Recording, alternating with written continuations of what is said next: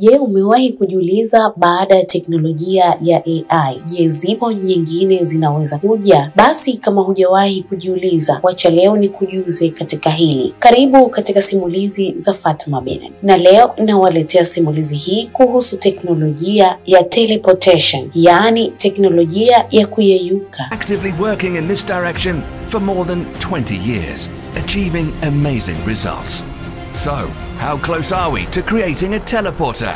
Let's figure this out. Wanasayansi wanasema iko tayari kwa sasa kupitia fildi ya hologram. Hologram inakuwezesha wewe kwa kutumia kamera, kwa maana ya screen, kuweza kuonekana live kwenda sehemu nyingine. Unaweza kuonekana kwa hapo hapo kupitia nchi nyingine bila ya kutumia usafiri na kutoweza kushikika. Kwa kitaalamu inasemwa unaweza kuyeyuka kwa visual na sio physical. Teknolojia ya teleportation kupitia hologram maarufu kama holoportation sasa imefika hatua ya kutumika kwa vitendo katika sekta mbalimbali kama afya, elimu na mawasiliano ya mbali. Ingawa bado hatuwezi kusafiri kimwili kwa njia hii, teknolojia hii inatuwezesha kuonekana na kuzungumza katika maeneo mengine kwa wakati halisi kupitia picha za 3D zinazotengenezwa na kamera maalum na kuonyeshwa kwa vifaa kama Microsoft HoloLens. Ushahidi wa mafanikio ya holoportation. Kwanza, uhamisho wa hologram kimataifa. Mnamo Julai 2022, watafiti kutoka Western University nchini Canada walifanya uhamisho wa kwanza kwa hologram kimataifa kwa kutumia teknolojia ya Exas Aerospace na Microsoft. Waliweza kuwasiliana kwa wakati halisi kati ya London na Aston Villa, Alabama bila ya kusafiri kimwili. NASA na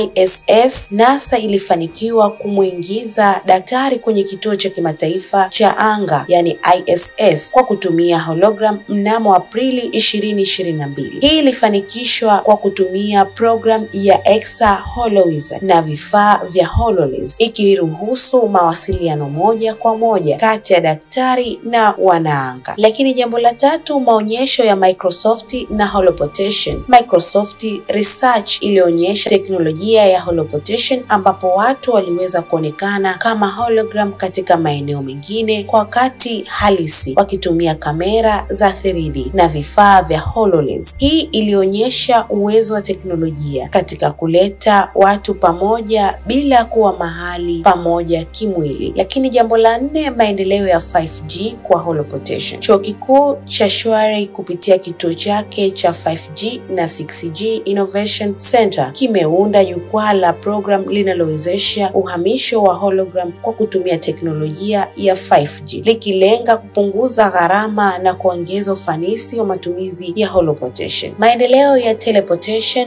ya kweli. Ingawa holoportation inahusu uhamisho wa picha na sauti, wanasayansi pia wamepiga hatua katika quantum teleportation ambapo hali ya chembe ndogo inaweza kuhamishwa kutoka sehemu moja hadi nyingine kwa kutumia quantum entanglement. Uhamisho wa photon kwa satellite. Wanasayansi wa China waliweza kuhamisha photon kutoka ardhini hadi satellite kwa kutumia quantum entanglement, hatua kubwa katika maendeleo ya quantum teleportation. Teknolojia ya holoportation inawakilisha hatua kubwa katika mawasiliano ya mbali, ikiruhusu watu kuonekana na kuzungumza katika maeneo mengine kwa wakati halisi bila kwa hapo kimwili. Ingawa bado hatujafikia uwezo wa kusafiri kimwili kupitia teleportation, maendeleo haya yanaonyesha uwezekano mkubwa wa teknolojia hii katika siku zijazo. Hii ndiyo Time Travel. Fatma Bennad, ASAM Online TV.